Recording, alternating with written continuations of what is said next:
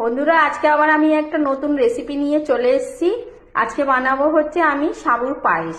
দেখো কি কি লাগছে সাবুর পায়েস বানাতে।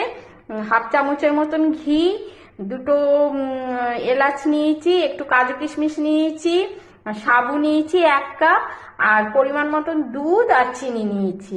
চলো এবারে শুরু করি পায়েস বানানো। গ্যাসটাকে ধরিয়ে নিয়ে একটা ফ্রাইং প্যান বসিয়ে দিলাম। এবারে হচ্ছে ঘি দেব তোমার ফ্রাইং প্যানের মধ্যে। এটা গলে গেছে, এর মধ্যে কাজু কিশমিশটা দিয়ে দেবো। কাজু কিশমিশটা একটু ঘিয়ে ভেজে নেবো হালকা আছে।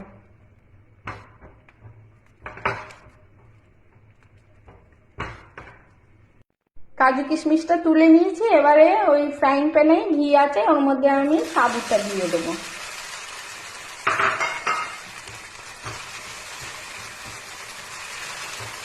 সাবুটাকে একটু নাড়াচাড়া করে নেব।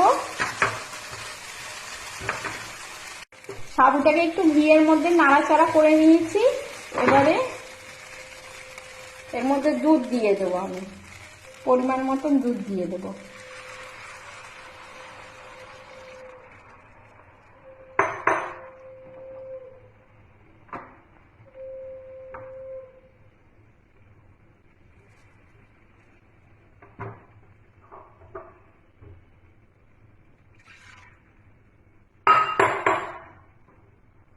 এবারে গ্যাসের ফ্লেমটা হাই করে নিয়েছি। এবারে সাবুটা একটু ফুটবে,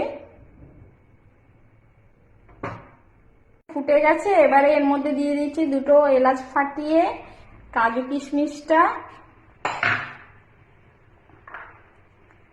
আর চিনিটা দিয়ে দিচ্ছি।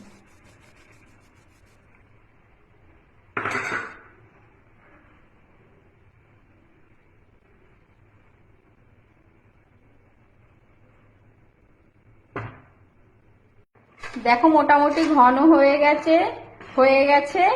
হ্যাঁ, দুধটা ঘন হয়ে গেছে, সাবুটাও ভালো মতন ফুটে গেছে। সাবুটা দেখো সুন্দর হয়ে গেছে। এবার সাবুটা ট্রান্সপারেন্ট হয়ে গেছে, মোটামুটি গলে গেছে সাবুটা। এবারে আমি নামিয়ে নেব। দেখো আমার সাবুর পায়েসটা হয়ে গেছে। এই দেখো এমনি হয়ে গেছে। ঠান্ডা হয়ে গেলে এটা একটু বসে যাবে। এই যে হয়ে গেছে আমার। তো আজকে চলো, আজকে এতটুকুই। আবার আগামী কোনো ভিডিওতে দেখা হবে। টাটা।